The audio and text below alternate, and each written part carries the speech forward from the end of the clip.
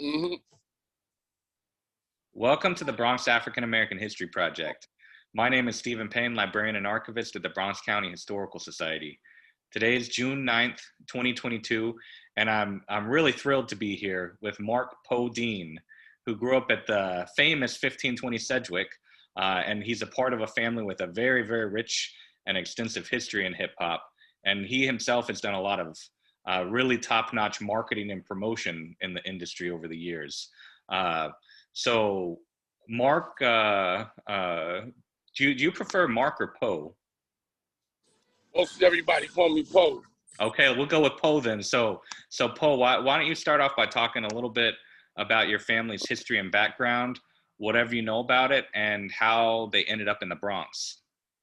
Okay, so let's go back to my father. My father comes from Charleston, South Carolina, and he moved to Harlem at 12 years old.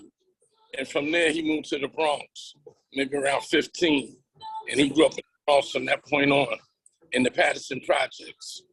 My mother was born in Harlem Hospital, but she grew up in Patterson Projects too. And that's how our family started in the Bronx. Wow, so Patterson story. We had sisters and brothers. I got 3 sisters and 3 brothers. And we come from all over the New York City, but the majority of the time from 1970 or 69 and forward, we grew up in the Bronx. Sure. And do you know much about your mom's side of the family? Where did they live in Harlem a long time, or did they move to Harlem from someplace else? Well, I don't know too much about my mother and father. My grandparents, I knew that they come out of Harlem, and my grandmother was from overseas, right? And she came into the city and started with my grandfather. And then my grandfather on my father's side, he was in the service, and then he came home and married my grandmother, May with Dean, and they grew up in the Bronx. They grew up in the Bronx. Okay, wow. And do you know how your mother and father met? Did they meet when they were teenagers in Patterson, or was it later in life? Yeah, they grew up in the Patterson Projects, and my mother, she took a liking to my father because he was a star basketball player. And I guess she just liked him. So when she was 15, I think he was 19 or 20. And she really was interested in my father. And he gained interest in her. And that's how the family started. Okay. What are your mother and father's names? Just for the record. My father's name is Elbert Dean, and my mother's name is Sandra Dean. Well, her maiden name is Sandra Adams. Okay, sure. And did they talk much to you or to your siblings about what it was like in Patterson houses when they moved in? No, my mother briefly touched on it. She said that they lived in front of the basketball court. Yeah. In 315, building 315.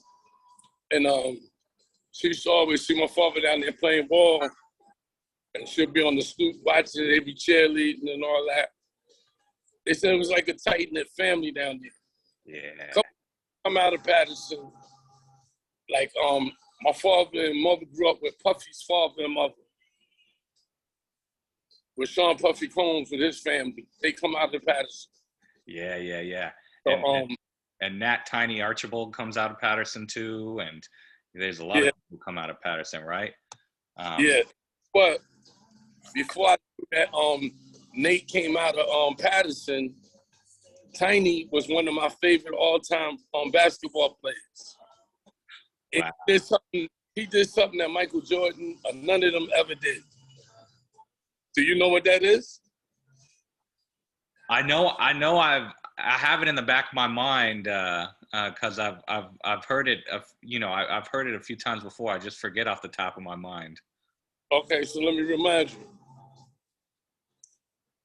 Chinese, the only player in the NBA that led the NBA in assists and in scoring at the same year.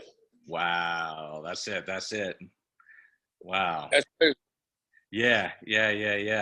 And did your dad ever try and go into professional basketball, or he just liked to play in the neighborhood? Well, what happened was the story. So I can't say that it's 1,000% true, but this is what I heard. My father don't like to talk about it, but my mother said that he went to try out for the Knicks and he didn't try out for some reason. He went down there and I don't know if he got change of heart or whatever it was, but he went down there and he didn't try out for the Knicks. And his best friend was a ball player. His name was Gerald. He just recently passed, and he went on and pursued a career in the NBA and then on college and stuff. Wow. I know a lot of incredible talent came out of Patterson specifically. I know. Wow. So where were you born? Which hospital were you born at? So let's take it back. Now, I told you that we grew up in the Bronx. Yeah. The first 3 siblings grew up in Brooklyn, was born in Brooklyn. Okay. But I left Brooklyn when I was like 5 years old, 6 years old. And that's when we moved to the Bronx. Okay. What part of Brooklyn did y'all live in? I'm sure you probably don't remember too much of it, but. Well, we lived on Prospect Place. Okay. I was born in a hospital called St. Mary's. Okay. Sure. A lot of people ask me where I'm from, right?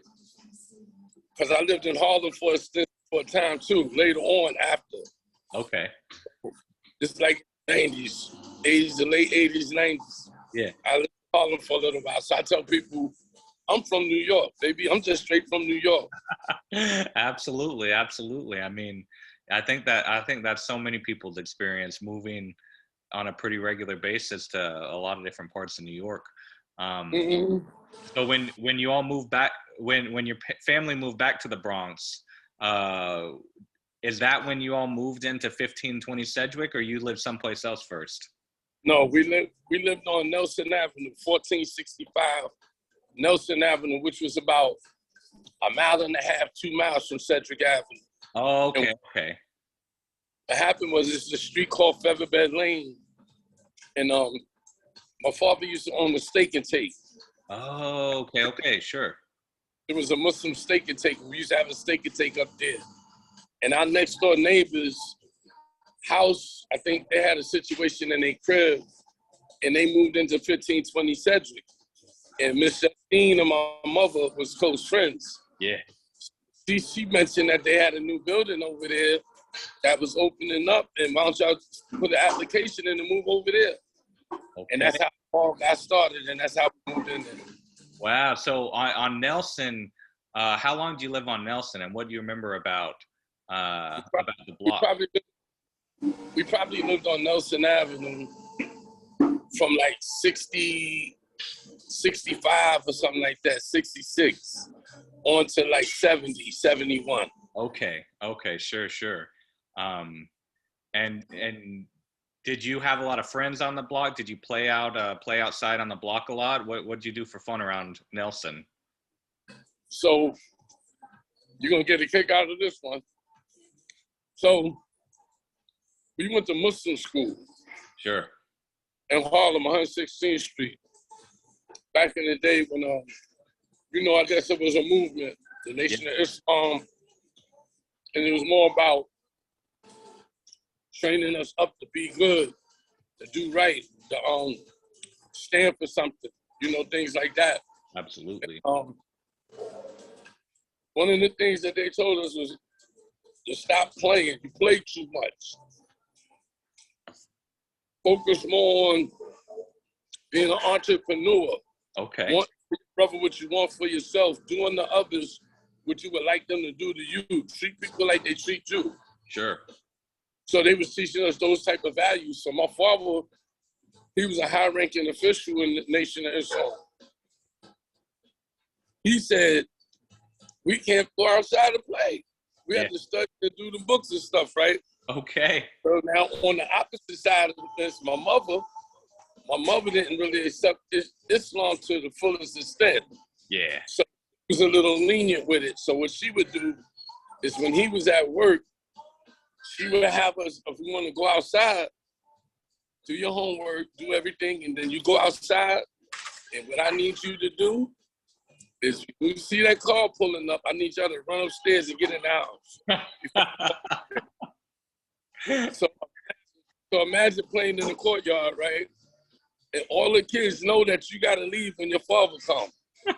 So 20 minutes, everybody would say, "Look at your father," and everybody run upstairs, and then we come back out like, "Man, stop playing."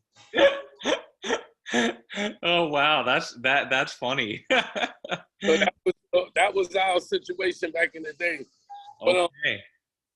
that's how I got to that point where, you know, after my father broke up with my mother, after they separated, we had more freedom.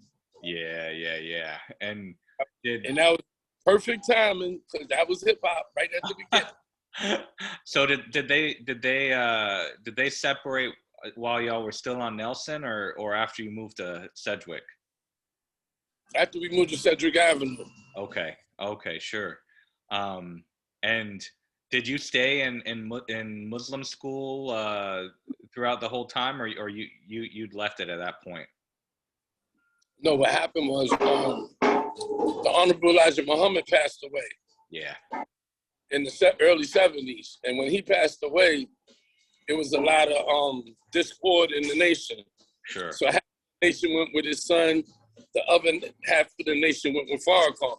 Yeah. So it was a division, and a big thing about all of the properties and all of the schools and everything was in play. So they just did away with the schools. Okay. They did away with the schools, then I was going into high school. Yeah. So that's when I went to Taft High School. Okay, you went to Taft High School. And before we get into Sedgwick and Taft High School, why don't you talk a little bit about your experience at the Muslim school? You know, did you have friends there? What were the teachers like? What kinds of things did you study? Just your general experience there. Okay, so just to be clear, they had schools in four boroughs. They had one in Queens, the Bronx, Manhattan, and what I left out? Brooklyn. Brooklyn. They had one in Brooklyn. Staten Island, right? Right. Staten Island, forget about it. Right. So what happened was the earlier part of my life, when I was in kindergarten, coming up to go to junior high school and all that, I went to school in Brooklyn. So we had to take a bus from Bronx to Brooklyn every day. Wow. And as I got into middle school, getting ready to go to high school, I went to the Bronx. I went to Harlem, 116. Growing up in Muslim school was more about economics than it was about anything else. Okay. Because the whole movement was do for self. And always try to have own. Back in the day, since it was segregation and all these different things that was going on in life, they was preparing us, the youth, to come up and be independent. Yeah.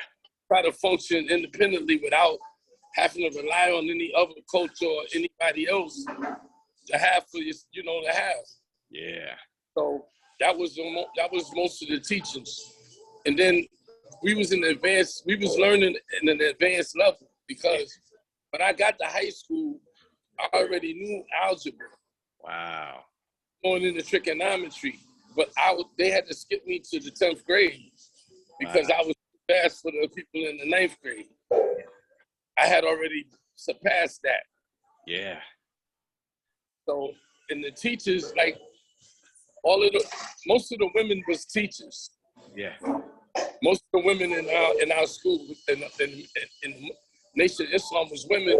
They was teachers from prestigious colleges that they went to school at. Yeah. And did you were there things that you go around and sell like on the weekends? Do you sell Oh, newspaper yeah. or bean That. pies or the whole thing, huh? Yes, yes. So you got to hear this one. So my father, I told you he had a high position in the Nation of Islam. Yeah. Responsible for 40, I think it was 42 businesses for the Nation of Islam Wow. in New York City. He was responsible for overseeing and managing them, right? Not only that, whenever they had bazaars and any kind of events, he had popcorn machines, cotton candy machines, ice cream trucks. He had a whole slew of things that he had going on, and he incorporated his kids in all of it. Wow. So he always worked at some point in level at the warehouse, on the ice cream trucks, at the bazaars, all these different things. We always at the food co-op. You know, we used to sell Muhammad Speaks newspapers. Sure.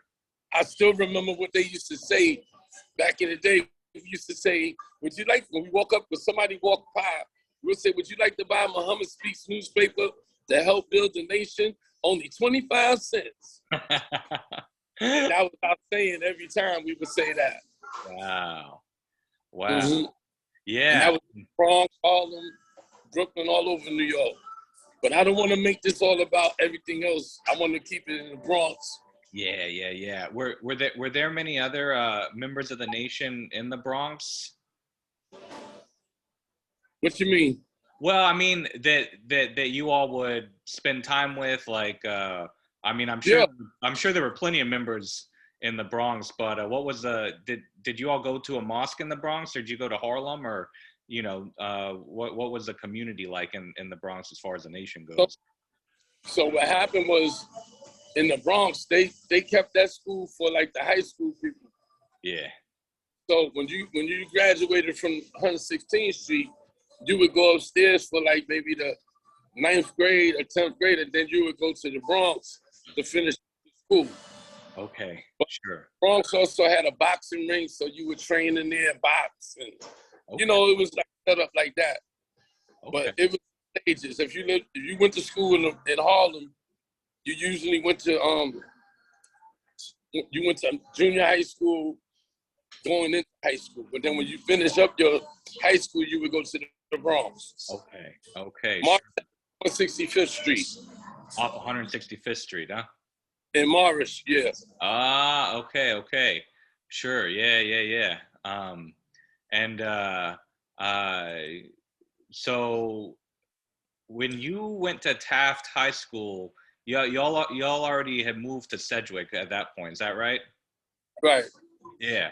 So why don't you talk about Taft High School a little bit? Then we'll really get into Sedgwick in a little bit. But talk about what things were like at Taft High School. You obviously were, I'm sure a lot more advanced than a lot of students based on some of the things that you were able to learn. But it was different. In most school, the guys went to school separate from the girls. Yeah. So imagine being in a classroom with women. For the first time, huh? Right. Wow. In high school, you in high school, and this is the first time you've been in a classroom with a female. So it got so real, right? So what I did was, I was kind of like shell shocked. I bet. For the first maybe 6 months, because I couldn't understand why this girl got on these shorts and she's sitting right next to me, and I could see her pretty legs, and she's in my classroom. Like, what's going on out here? So I was up for a minute. But then, right after we got into high school, not too far after that, my mother and father broke up.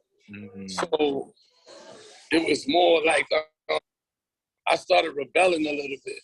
Yeah. Because I wasn't really, I didn't have that drill sergeant on top of me every 5 seconds and make sure I did the right thing. Yeah, so. Were there at Taft High School, so I guess we're talking like 73, 74, 75, 76, something like that? Yeah, we're somewhere 74, 75 maybe. Were there many gangs at Taft High School at the time? Yeah, there was gangs all over New York City. Yeah. Like the Black Spades, I'm sure, and Savage Nomads. yeah. They had a bunch of gangs all over New York. In the Bronx too. The Savage Skulls, the Savage Nomads. It was kind of heavy. Yeah. I went to a hooky party in the Bronx. One day I played hooky instead of going to Taft. I went to the hooky party. And shout outs to DJ Smokey. He was an old school DJ from back in the day. Okay. And I went in there and they had some guys from Claremont Projects, 169 and Washington Avenue. Sure. Where the twins come from. And they was in there robbing people in the party. And I was telling myself the whole time, if I ever get out of here, I'm never going to a hooky party before. Because this is what happens in the hooky party. I don't want to be a part of that. Was that the only hooky party you went to? Yeah, first one I ever went to. And, was it the last? But it was fun. The music was good. But I was like, they came in and robbed the joint. And they didn't rob me. But it was just a fact that I'm watching them take advantage of these older cats and taking their money. Oh, this is not a good environment for me. I come from Muslim school. We all brothers. Why we doing this to each other? Absolutely. So before we get into Sedgwick, just a couple other general questions. Why don't you talk a little bit about food in your household growing up? Food? Okay. Let's get to that. That's the real deal. So, in the early part of our life, and because we went to Muslim school, they was big on nutrition, on how to eat. Sure. They had a book out, they have a book out that we used to read called How to Eat to Live. It touched on all of the different vegetables and fruits and what type of meats and how to prepare it and all of the things that have to do with living and your health. Yeah. So my mother, she followed that, I guess, that pattern. I know my father's leadership was telling her this how we should be eating, and we started eating like that. So we had good food. We had lamb. We was eating lamb, steak, beef, chicken. We ate a variety of foods. We had bean pies, all of that. My father used to bring a big bean pie home every day, and he used to bring a half a gallon of Breyer's butterbean, vanilla bean ice cream. Yeah. And he used to heat the bean pie up in the oven and take butter and put it on top of it. Ooh. While it's hot, you scoop the vanilla ice cream on top of it and eat it at the same time while it's hot. So the ice cream melting in your mouth with the bean pie. Wow. It was a beautiful thing. It sounds like it. Yeah. Yes. And were there a lot of like say like functions that you'd eat at with the nation on a regular basis, like obviously at school, but like on the weekends or anything like that? No. Okay, pretty much just at home. It wasn't a tradition to get together like that. Most of the time, when you go to school during the week, they had all kind of things going on during the week. Yeah. Like, I was on the electronics squad. Okay. So I go upstairs during my last period, I just go in there, get my notes, and I go upstairs and turn on all the sound system. Me and Thomas and this brother Benjamin, we used to go up there and make sure the mics is right and all the sound is tuned up in all the classrooms so Minister Farrakhan can speak. Okay. He spoke every day at 11:30. Wow, okay. In the class, he always gave us a little pep talk and whatever issues that was going on. I'm one of the few people that got a spanking by Farrakhan in the school. Okay. What'd you do? I'm giving up too much information. But, when I was in Muslim school, we didn't have the opportunity to go to school with women. So, we was fascinated over the ladies when we used to see them, because when we was walking out the school, they was walking in. Okay, sure. Stuff like that.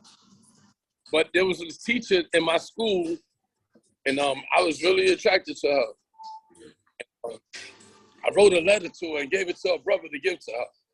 Instead of him giving it to his sister, he gave it to his father. Oh, no. His father was a lieutenant of the nation. So the next day I came to school, I got a beating. Make an example out of me, because you're not supposed to talk to the females, and you're not supposed to fornicate or do anything to disrespect our sisters. You know what I mean? Sure, absolutely. Wow. I got dealt with because of that. Wow. So what? This might lead directly into talking about Sedgwick, but why don't you talk about music in your house growing up? Did your parents listen to music very much? What kinds of music did they listen to? Well, because it was so stringent, the way my father used to raise us, he didn't really want us to be listening to music, and he called that like watching TV and stuff like that. He didn't really want us to do that. I wanted to know, I had a question for my father, right? We had a TV, but he didn't want us to watch the TV. So I said, Dad, why we can't watch the TV? He said, because that's the idiot box. Okay, sure, yeah. All the stuff that's on there is for idiots. You're going to learn stuff that you don't need to know when you could be learning something to do what's good. Yeah. So I'm like, well, then why you buy the TV? Yeah. And when you're coming up, when people come to your house, they're looking at how you're living. So if you have all the amenities that you have in the house, then this, you know what I'm saying? It shows the strength that you have as a person. Absolutely. Back in the day, if you got a car, you was important. You had a car. Yeah. A lot of people didn't have a car.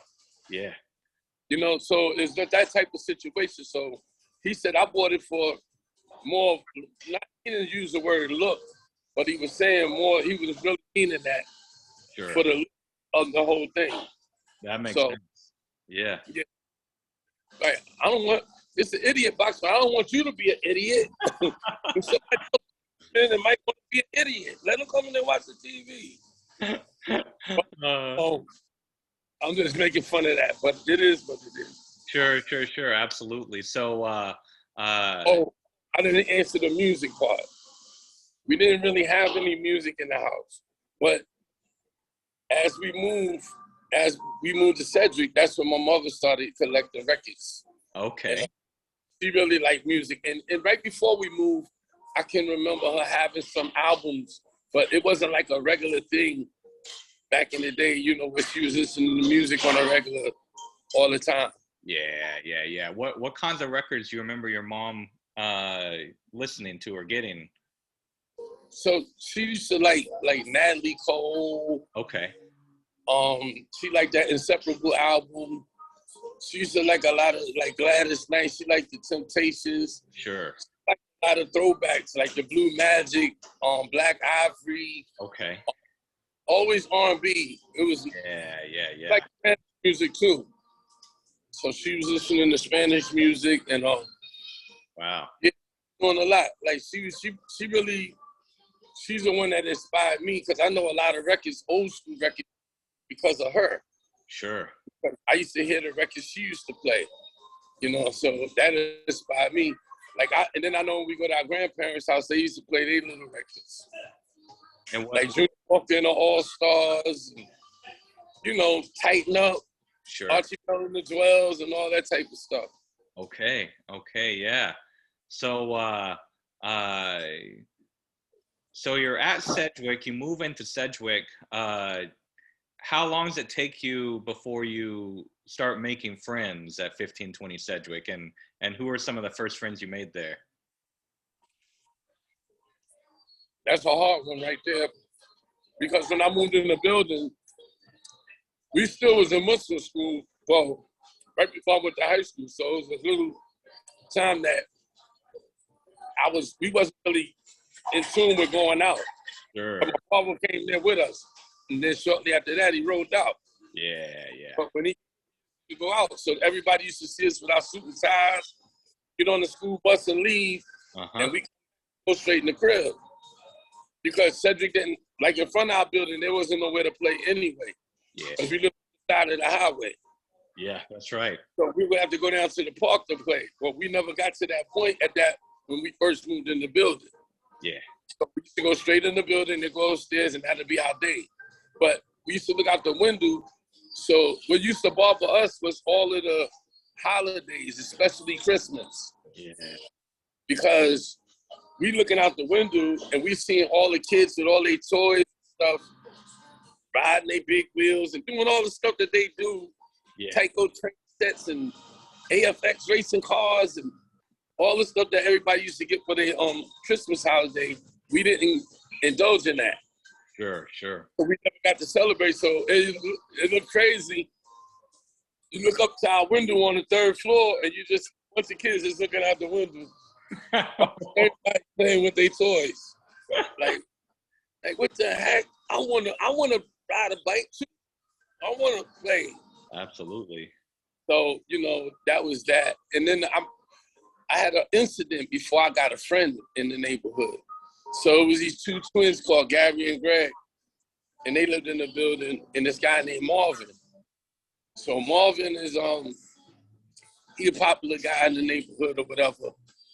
And I was talking with Gary and Greg, and he took the pictures. They showed me some pictures, and he took the pictures out my hands, so me and him got into a scuffle.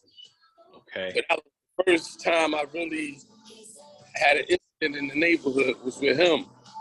But I don't know how we became friends, all of us.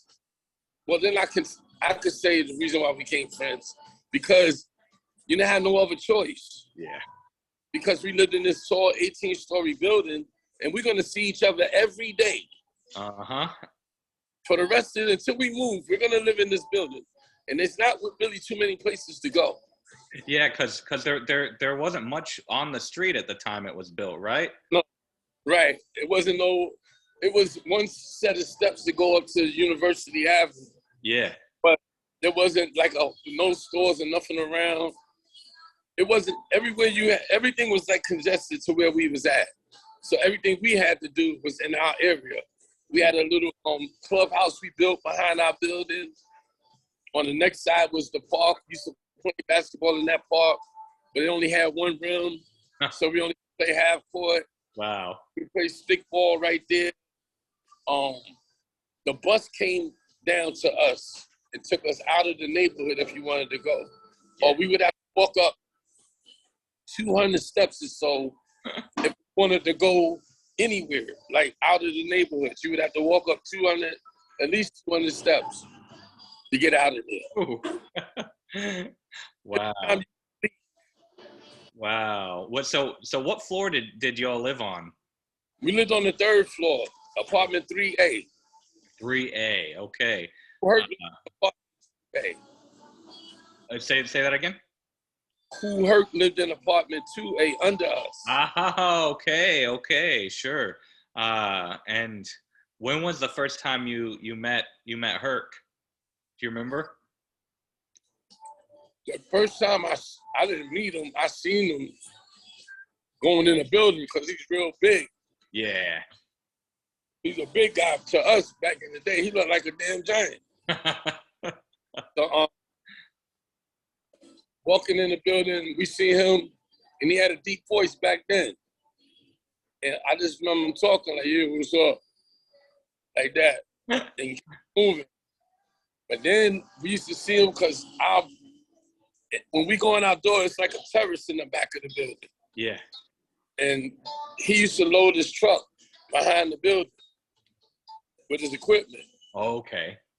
So we used to watch him, and then eventually I started helping him load his truck and set up at the park. And that's when I really got intrigued with music as far as on the hip-hop level, because everybody knows about Cedar Park.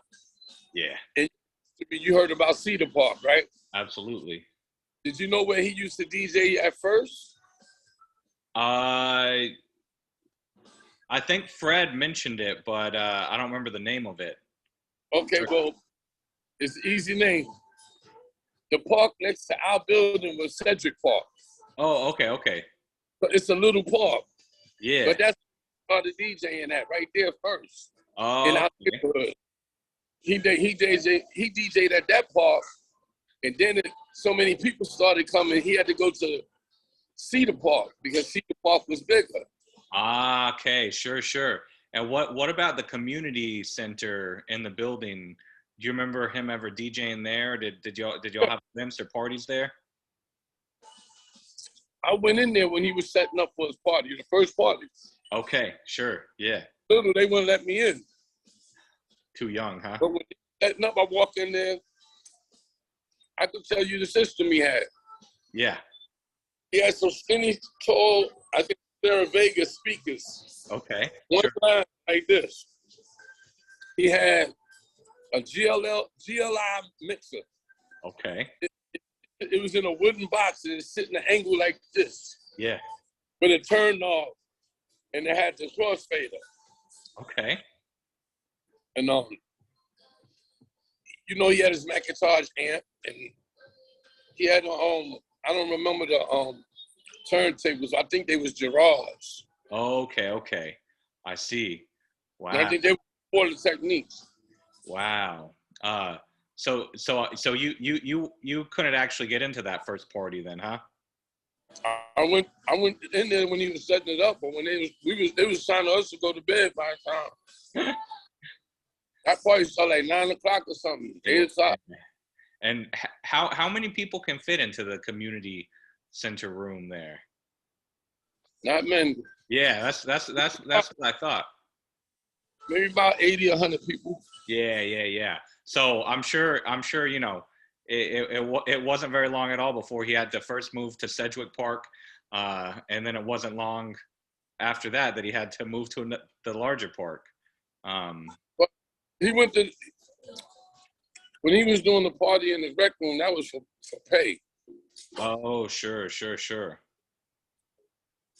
park parties was free. That was just he was out there putting the music on. Okay, sure. At the school up there, 82 junior high school. Yeah.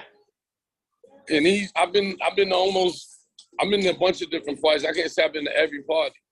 Yeah. But I've been to a lot of parties because like most people at that age, it's 71, right? I was 9 years old.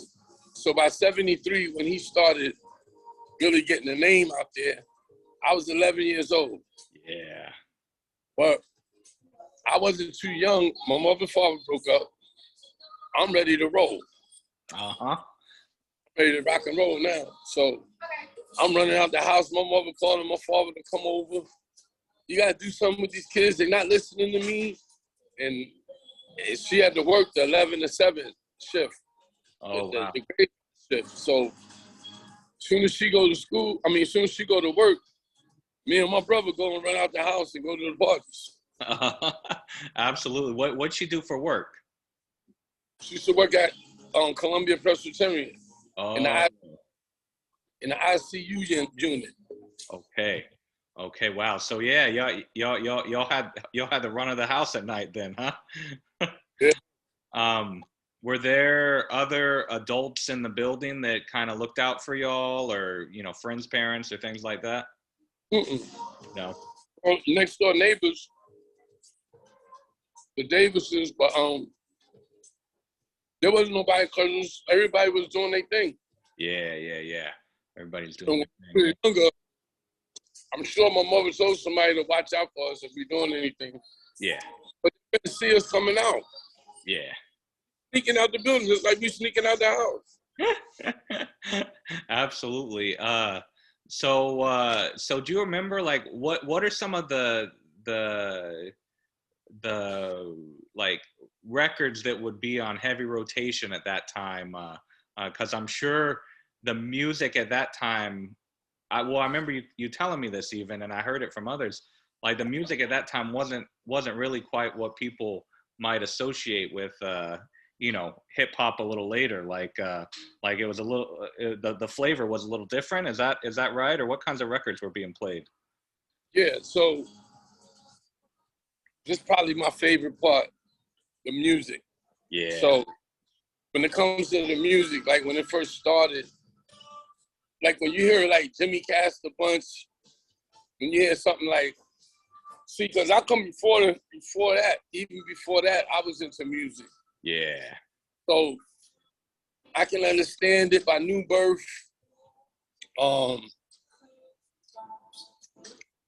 Larry Graham, Grand Central Station, Sure. The Jam, all these type of records was real top-notch records back then. Yeah. Herc played, you know, he played Sex Machine without a doubt. Sure. Apache, Incredible Punk, Bongo Band. Like I said, Jimmy Cass a bunch. He had a bunch of records. He had a record called "A Groove and Make You Move." He had this other record, you know, Mandatory, Troglodytes. What we're gonna do right is go back in the time. Wow. You know, Yeah. Birth for Butt Boogie, E Boogie. See, I remember all the side B records too. I don't just listen to the hit record. Sure. I used to like the other records on the album too. Yeah. Like E-Man Boogie. And they played them. Groove to Get Down, T Connection. It was a lot of records. Blow Your Head. I guess that was Blow Your Head was, but I think that was a James Brown, but it was the other guy, Wesley, something that did with music with him. Yeah. What's his name? Fred West Right. Wesley, right? Right. Yeah. Blow Your Head, hit the horns. Wow. I remember all the records.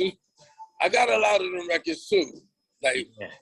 but see, I'm a different music guy. Like, it's two different sections. One is hip hop, and one is old school. Yeah. The part that I come from old school with me is like I told you, the beginning, like with my grandparents and all of that. My all-time favorite album was Marvin Gaye. What's Going On? Absolutely. So that was like 70. Yeah. And I just took off with the music from there. Yeah. So do you remember at some of the earliest parties, what kinds of things was Herc or other DJs doing on the turntables at that point in time?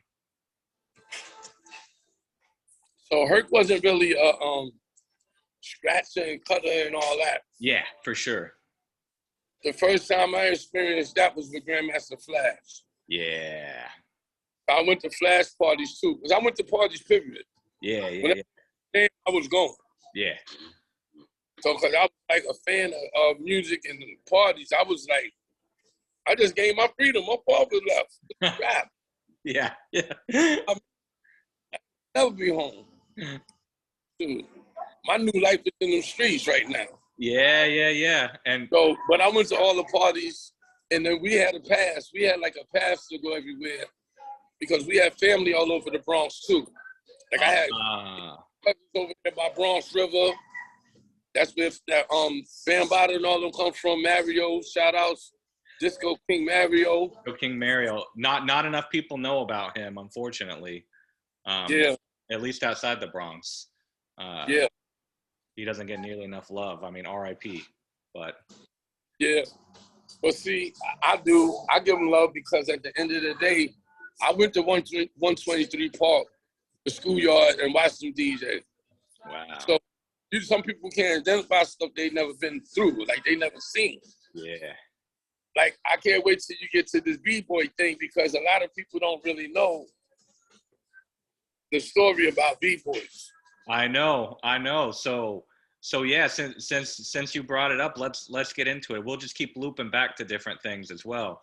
But let's get into the true story of B-boys.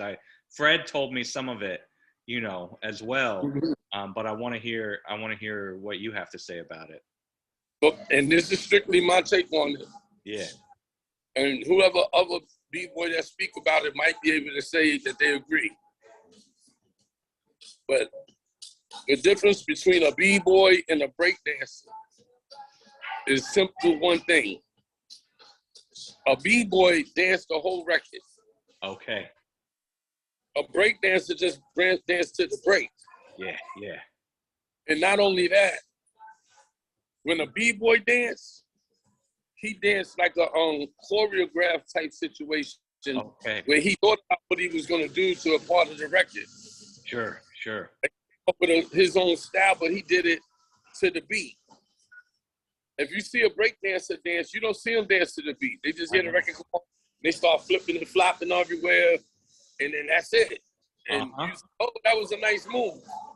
But a b-boy, shout outs to Sasa, Trixie, Wallace, James Bond, Bobo, the nigga Twins, Clark Kent. Shout out to them cats, because they set the stage for breakdancing. Okay. For the beat. They set the stage. Like when they did their show, everybody followed suit, and then they started doing it. Wow. And how many of those cats are from 1520 Sedgwick? Are all of them? None of them from Sedgwick. None of them from Sedgwick, right? Yeah. I recruit him when he be out at his parties. He would see somebody dancing. Oh yeah, you and me.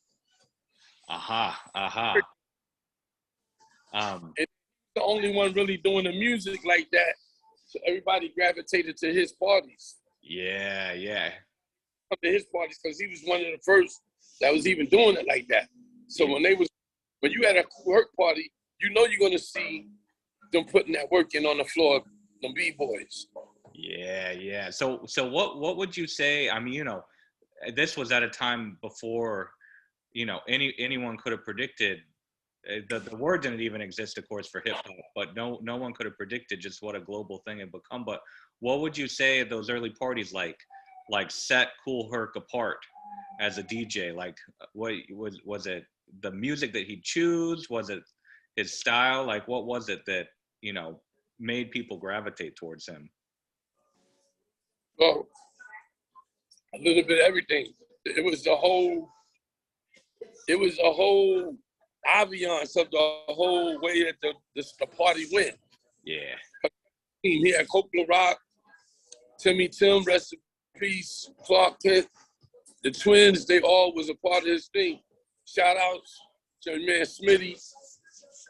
And all the cats that was rocking with him, he had a team. So once you go to his party, he was a big dude. So it was like you wasn't gonna violate at his party. It was like you gonna have fun at this party, and he made sure it was fun. Yeah. And he was a master with his sound system. Okay. So if you heard his music, that's what made everybody else step their game up. When they heard how his sound system sound, they had to give him his respect. At the end of the day, you got to give that respect up.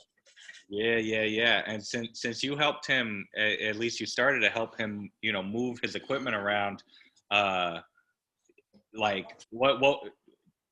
Maybe you never learned, but what was his like secret to achieve the sound quality that he achieved? Do you know? Well, he had a nice amp. He had a Macintosh 1000. Oh, okay. Yeah. You mentioned that. Yeah. He always had the biggest speakers, and he set it up like on a board. So he had all his music separated. Where if some people put their music on and it'll all be set up to one situation, it wouldn't be equalized. Yeah. So he would take the tweeters, and the tweeters would be turned on to a certain level, and he'll do the horns the same way, the bottoms and the mid-range. He would set it up and make sure it was crispy. Okay, sure. And as far as you remember, like the earliest parties, were there b-boys at the earliest parties, or did it take a while for him? The first hip hop party wasn't no b-boys in there. For sure. It just started. It was just like getting It was more like everybody from every school and people from the neighborhood was at the first hip hop party. Yeah. So it took a That's while. when things started. The B-boys came in later on, like at the park. You see them at the park. I seen them at Sedgwick Park. That's the first time I seen them. And then I seen them at the Hevelo. Sure. And were they calling themselves, or were other people calling them B-boys at the time, or is that a word that people use later? That was a later on word, but when they first was dancing and doing their moves, it was more like it was just like we was shocked. I didn't even, and I'm gonna be honest, I can't remember if they were saying B-boys because he said it, but that was at the park. But I never heard him say it like at the, because I wasn't inside the rec room. Yeah. So I didn't know that. Yeah. But they was, I mean, I know all of the B-boys. I know them. I danced against the nigga twins. Okay. I danced against them in Dodge High School. Wow. They was like my rivals because every time Herc brought them around, I had a friend named Akbar. Me and him used to dance, and our thing was to just get them. Yeah. Let's get them. They coming in our neighborhood. You know, it wasn't beef like a fight. It was like, I want to dance against them and show them we better than them. Yeah. And while Cool Herc wouldn't put us on the team, we come from the building. Uh-huh. I come from the building. Why you ain't messing with me? Yeah, for sure. So later on, he accepted me though. But and recently, and I shouldn't get this up, but recently I had a conversation with Cindy, which is Cool Herc's, his sister. Yeah. Right? So we on the phone and she said, "Oh, you know what? I found some footage of you." Oh. Helping Herc at a party. Wow. And she said, "No, I didn't find it. Herc is the one that pointed you out." He was like, "There go Mark right there. There go Mark." Wow. That Mm-hmm. you gotta get a copy of that somehow. They don't that up right now because they're trying to do some stuff and they want to use it. Yeah, that makes sense. Now when I was talking to Fred, he said that the term B-boy, he said he thought it came from Bronx boy, and he remembers maybe just using it for, people that had their swagger, like before it became specifically associated with dancers. But he said that's just what he remembered. I don't know if, I don't know if that's something that you remember either, but yeah, do you remember kind of, was it used to refer to people other than dancers, or was the term Bronx boy ever used, or things like that?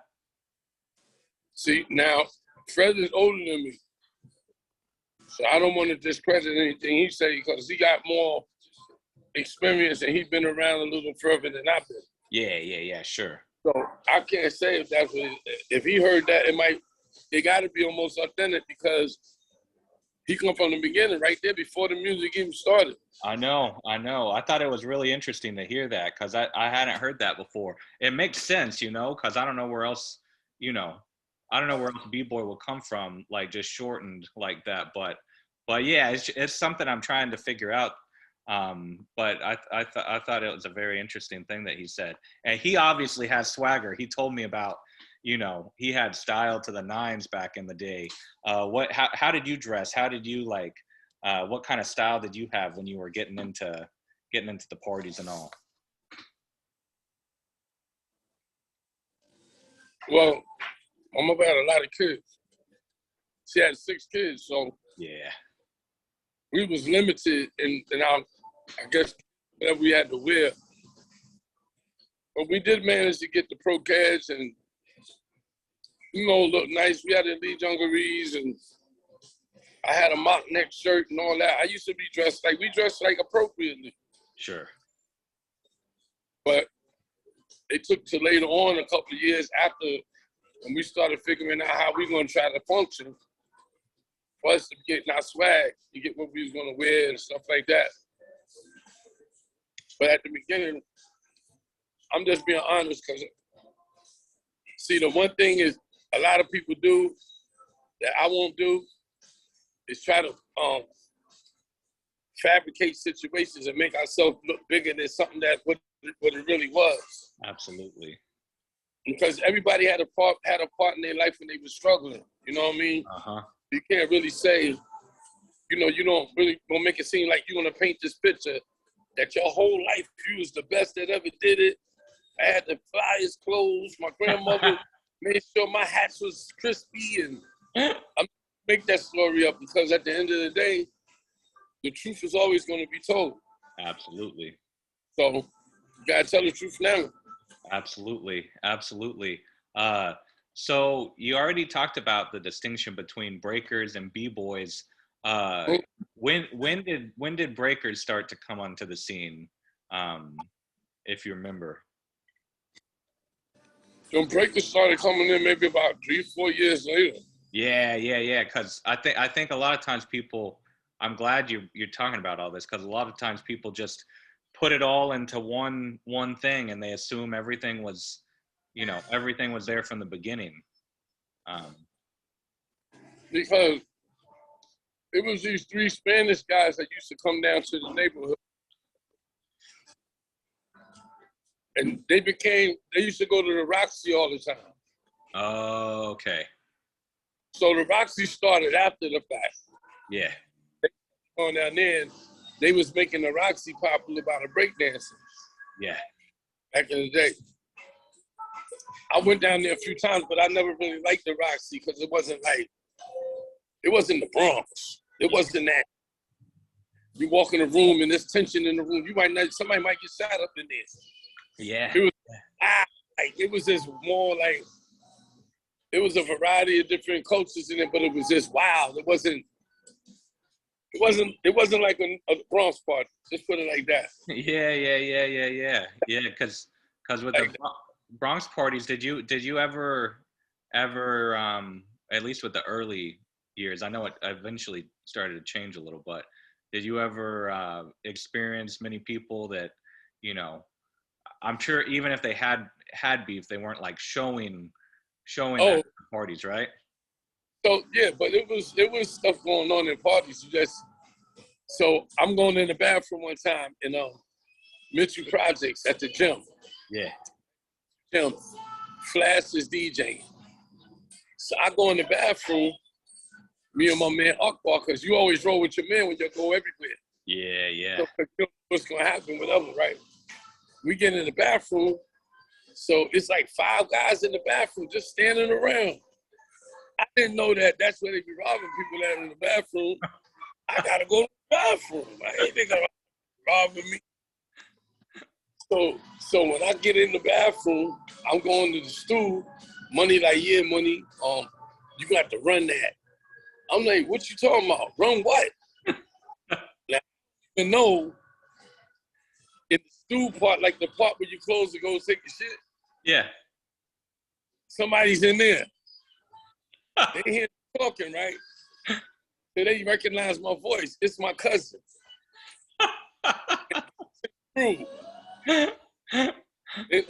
So he points me out to them.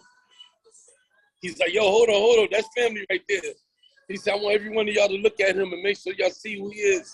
That's my family. I don't care where we at in the city. If you ever see him, that's family right there. And I never went to the bathroom again in the club. I'm going to the bathroom because I'm going to take my piss right there, or I'm going to go outside and piss somewhere. Before I get there, because I'm not trying to go in the bathroom and somebody putting their gun in my face. You know what I mean? For real, for sure. So that was my experience with the bathroom. Wow. So of all the different DJs that you remember at the parties, at least in the 70s, you obviously mentioned Herc, Disco King Mario, Flash. Are there other DJs that you really stuck out to you and whose parties you attended a lot? Yeah, a lot of them. So I told you Smokey, Smokey, yeah. Aaron and Breakout. They had Grandmaster Flowers, but he was out of Brooklyn. Plumber. Okay. Downtown DJing. You know, I heard a bunch of DJs play because I go everywhere to listen to music. Yeah. They Starsky, you know what I'm saying? DJ AJ. There was so many DJs, man. Everybody was a DJ. You couldn't even go down the street without seeing a DJ. Yeah. And back in the day. Where's That's why they got to get the credit for starting hip hop and not the rapper. Absolutely. That's why you got to give the DJ the credit. Because like even before when they was coming out with records, it was like the DJ name, like Jam Master Jay. They put the name of the DJ in front. Yeah. Every beat I can. Yeah. Like they would put the name of the DJ first before the rapper, because the DJ was the one that set the tone. And I interviewed Red Alert, and he said that he put it nicely. He said that the DJ was the what he said. Damn, I can't remember. It's right on the tip of my tongue. He said the DJ was like the it's something like, you know, like when you got the king has his just yeah, like the one that runs it. Yeah. He was saying he was saying that the DJ set the tone and ran the situation, and then he the one that got the rapper to do what he needed to do by the way he played the music and the concepts that he would come up with. Absolutely, yeah. And do you remember, like, I mean, I've heard before, but you know, there's different takes on it. But do you remember, like, how present was the rapping aspect of things in the early years? Were there parties you'd attend where there's very little, if any of it? It was mostly just, you know, the DJ doing his thing, or was there always some type of rapping involved? I'm trying to say that again because it was a distraction just now, right there. Oh, yeah. So, like, when did rapping start to become, you know, a huge part of the scene? Okay, so rapping, MCing and rapping was two different things. Yeah. So at the beginning, when Herc and them used to when Herc used to be on the turntables, Coke LaRock used to be on the mic. Yeah. And he was an MC. Yeah. So when he was MCing, he was like the master of the ceremony, like the host. Sure. But he would, instead of him rapping and saying stuff like Rapper's Delight and all that, yeah, he would say slick sayings about the party, about how they're going to do the party tonight, about the ladies, young ladies don't hurt nobody. Yeah. He would put his little swag on it. And then sure, he would say, like, he'll shout you out, like if somebody well-known in the neighborhood and they step in the party, he would make an announcement. Yeah, you got Charlie Rock in the house. Da-da-da-da. The nigga Twins just walked in the building. Like that type of situation. So it wasn't really rapping, but it was more like just street talking, like Nas would say. Absolutely. It was street talk. Like it wasn't, you know, it wasn't like you rhyming to make a beat to the record. It was more like making the party pop. Yeah. So then when it started being rapping, well, it was this guy, King Tim III, did the first rap record. People don't know that. Sure. Yeah. Light came out, but King Tim III came out first. That's right. And he did that song, I think it was Ain't No Stopping Us Now or something, and he put the record on. I remember the rhyme, he said, "We don't sell burgers or french fries, I'm only here to make your nature rise." I remember that part. And it started becoming popular like that, but then it started being in parties like after Rapper's Delight came out. Yeah. Like commercialized to me. It wasn't more like party. Now it was more like the whole world got a hold of your stuff. It's on now. Absolutely. And over the years, the party aspect of things, it's still there, but it's definitely become a lot less so than it was. I mean, you can go to a hip hop concert and, in some cases people will just be sitting in their seats the whole time. Um, Better See, ones not, but um, back in the day, we had different dances. Like we had the bus stop, the hustle.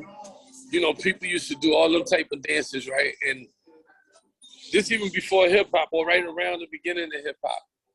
Those are the type of records like Brass Construction, and it was records that you want to hear, like the Supremes, High Energy, like Donald Byrd and the Blackbirds, Dominoes. Like there was so many different styles of records yeah, that the dancing was.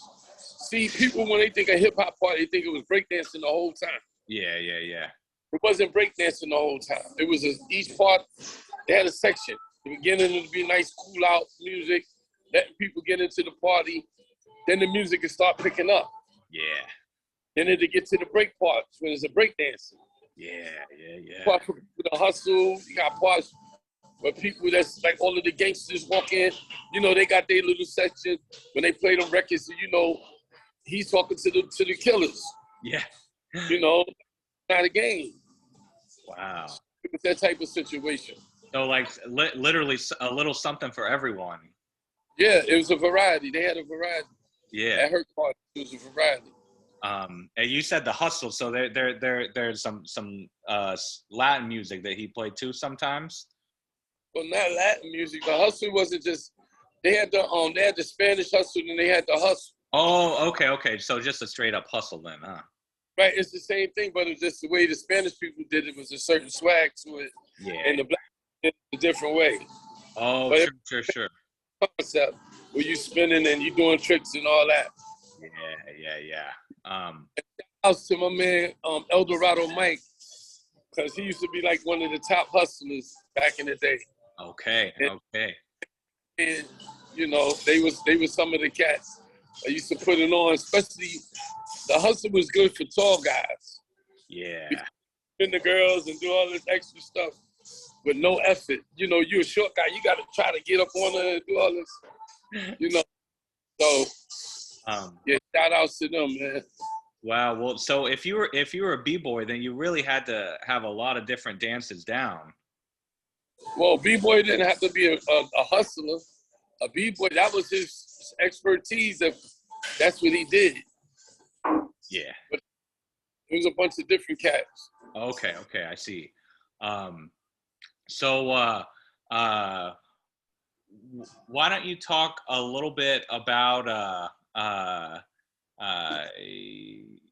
I guess about your own dancing, because you say you danced and competed against other dancers as well. So how far into that did you get? Well, when I danced against the nigga twins, it was after I had several, I guess, bouts with Herc trying to get the gold to dance against him. Oh, because he wanted me to dance. He could have stopped me when we was in the park, because that was my area. But like if I put one of them parties and stuff, he wasn't gonna let me dance against him. Like if I put on James Brown Sex Machine, I'm gonna dance against the twins. No, you ain't. Like that. But I didn't dance that much after because we moved. Like around 78, 79, we moved. Okay. Where'd y'all move to? We moved to Valentine's Avenue. Oh, okay. We moved up on the Valentine's Avenue because we lost the apartment. And then everybody got separated after that. After we moved to Valentine's Avenue, then two of my brothers went to live with my aunt on Colgate Avenue. My older brother went to live with my aunt in Mitchell Projects. Yeah. My sisters moved to Jersey with my aunt Liz and my uncle Lenny out there in Teaneck, New Jersey. Okay. So, and then I got kicked out and went to Philly. Oh, okay. But I took all the music to Philly, all the b-boy music, all the break music. I took it to Philly and hit the DJ in Philly to it. Okay. Wow. So I Uh, started that hip hop in Philly. I okay. took all of them records like um Apache and all them records that nobody knew nothing about across the country and gave it to Philly first. Wow. Wow. So, I mean, I think that's another really fascinating part about, the early years of hip hop is like y'all were doing some deep cuts into music that very few people knew about. Where'd you hear about these albums? How did you find them? So most DJs used to go down to Downstairs Record Store or Uh, A1 Records on 34th Street yeah. and go down there because they let you play the records. Like when you go down there, you can put the record on the turntable and hear what the record is. Yeah. So if a record come out, you just go down there and start listening and say, oh, that's a hot joint. I'm going to take that and play it. Yeah. See, the radio station didn't dictate what was played on the radio station. The DJ dictated. He used to find a record and then play it. And that's what made the person popular. Aha. Yeah. Yeah. Yeah. And did you have a lot of 45s? Was it mostly 45s that you worked, that you kind of collected at the time, or?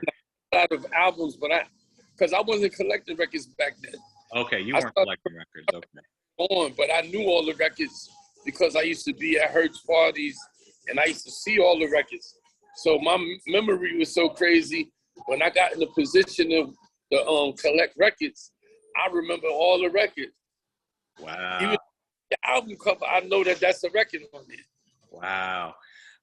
I heard one story. I think Doc, who was Boogie Down Productions and also worked on a lot of hip hop albums over the years at Power Play. I think Doc told me he remembers he'd go to parties and like he would like what he'd heard, what he hear, but like people would try and keep hidden like the album they were playing because they didn't want anyone else to get the stuff, First of all, they used to scrape off the front of the record. Yeah. They used to cover it where they know which one it is. They'll just put like a number 2. Yeah. Like 2. Or put it in a different album cover. Aha. So I know where my records is at. So if I know I'm gonna play certain record, I put it in this album cover. I know the album cover is not the real one, and I know that record that I want to play. So when they pull it out, everybody's so busy looking at that album cover, they're gonna go to the store and buy the album cover. That's brilliant. Yeah, just be sneaky and know how to keep from biting your records. That's what they used to call it. Biting your records. Yeah. And it's also amazing to think about. I mean, with yourself as well. You just mentioned it, like how good people's like what's it called, oral memory like must be, because you could hear like 2 seconds, 3 seconds of a record and remember which one it is. They didn't let me play when I used to go to the Disco Fever, right?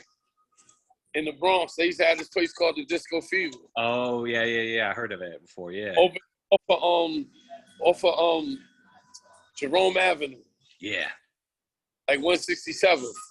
So on certain nights, like on a slow night, they would do little things to get people to come in there. So like on a Tuesday night or Wednesday night, they would do something called Name That Tune. And you have to get like a raffle and they call your number, you go up there and you can sit up there and play. And each time you win, you get $5, right? Okay.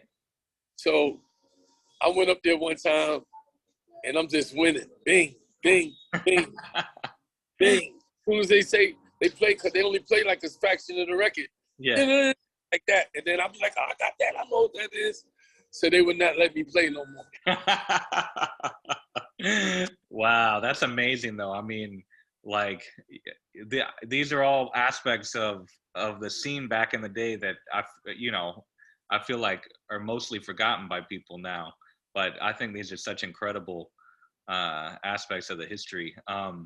Were there other like indoor venues that you remember going to much back in the day?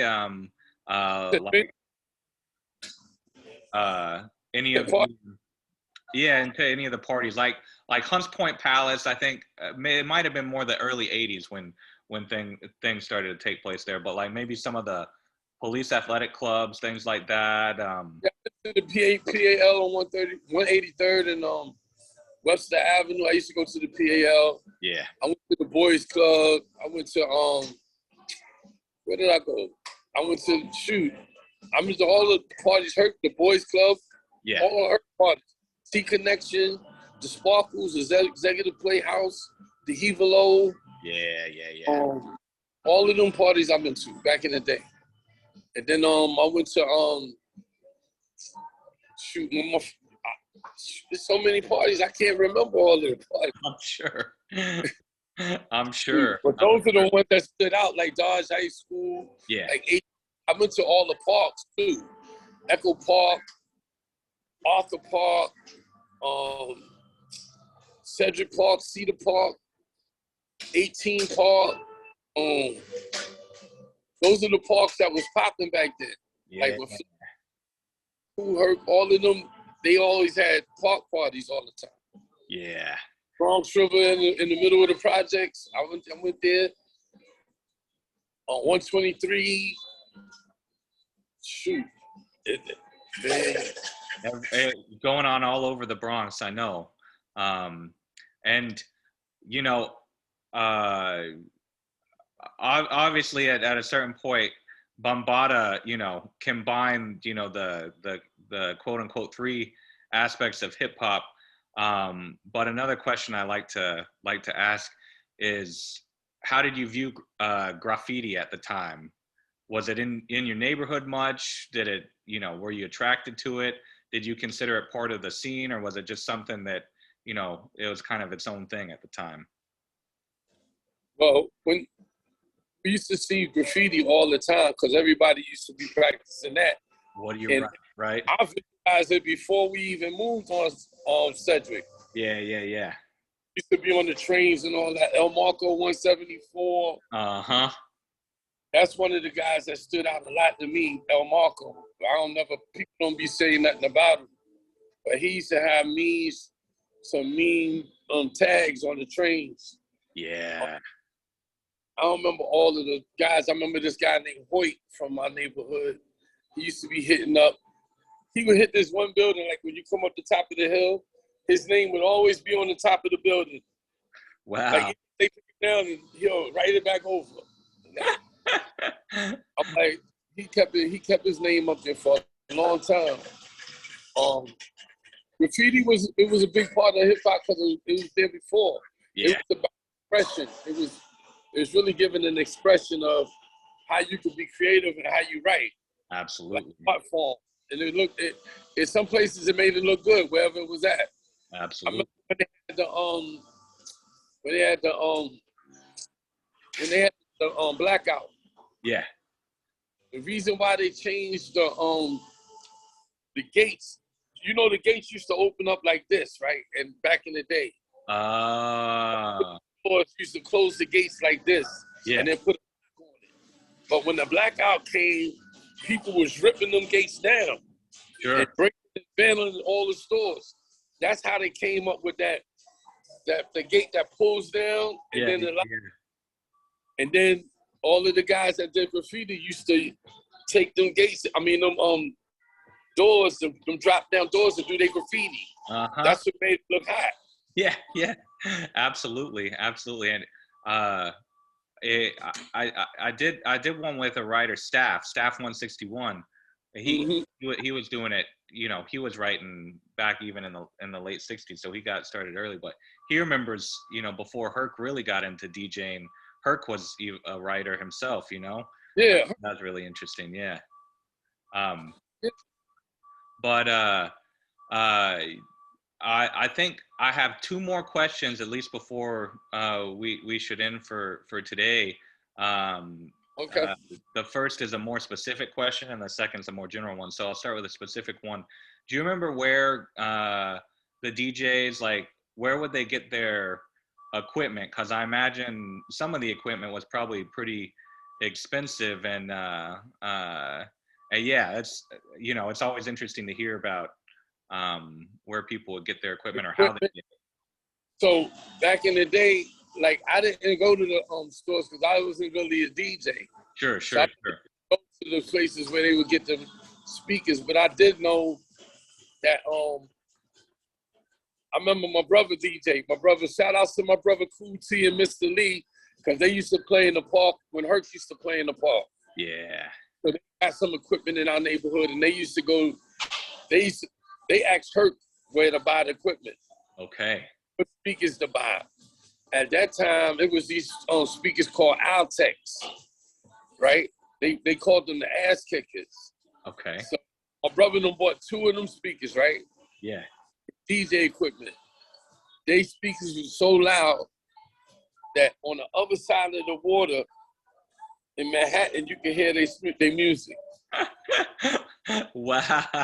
Just like Herc. Herc used to set up his speakers, and when he used to be in the park, you can look across the water and see the people looking over to us where the party was at. Over there from Highbridge. That's some serious sound. Wow. Wow. So I think there's a you know, potentially a lot more we could talk about. Unfortunately, I got a point. Do what you gotta do.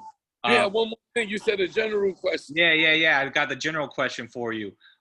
So what does the Bronx represent to you? Oh man, let me see.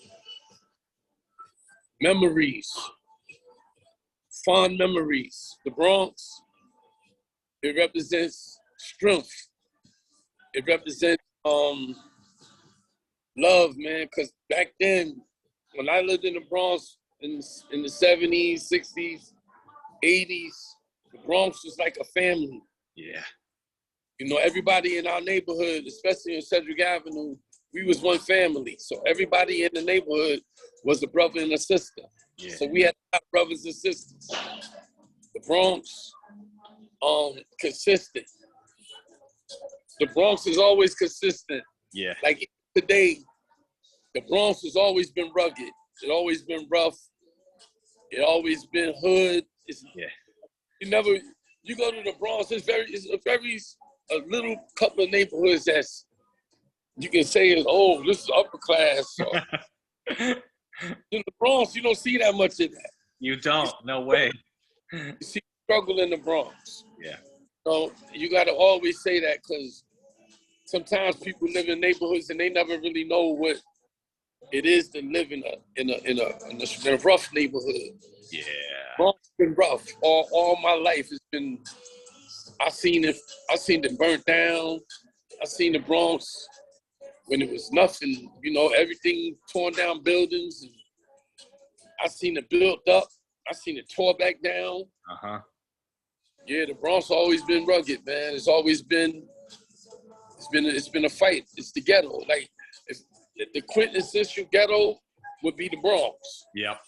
No matter where you go in the world, something that's happening in that neighborhood happens in the Bronx. Yeah. But at the same time, it's a love. It's a love that the people got in the neighborhood that you can't match it. Like, because I grew up through so much turmoil with you that it's hard. It's hard to, like, we got memories. If me and somebody else from the Bronx moves to another state, as soon as you get the other person, your energy matches together. Yeah. Because y'all know what y'all been through. Yeah. And what's so incredible to me, I mean, I wasn't born at the time, of course, but just to think about what the Bronx was going through in the 70s and what, you know, teenagers at the time like yourself were able to produce. Like, you know, from nothing, a whole culture was given birth. And, you know, you were creating this just joyous expression, you know, when there's so many reasons to be sad and to get down around you. And that to me is like one of the most incredible aspects of hip hop in general. Just knowing the history of the Bronx and where hip hop came from, like, it blows my mind every time I think about it. Yeah, people don't even know that struggle. Cause they only see what's presented to them. They don't see what made it happen. They don't see what it went through for it to be done. A lot of people wanted the party to get away from all of this stuff that they was going through. Absolutely. And y'all party like no other. Since, yeah. That's where that's where that expression comes to, on to the break of dawn. Yeah. Absolutely. Well, Poe, I mean, this has been just an absolute pleasure. And you know, I'm sure there's a lot more to get into, that we can get into, but we'll end for today. And yeah, I really appreciate you taking the time and sharing all of your memories and insights. I got you. What I'll do is, maybe we'll touch on, the evolution of hip hop or something, after we left Sedgwick, and how my little brothers got into the record label and Rough Riders, how they started their own label and stuff like that. Absolutely. Because we'll get into that stuff.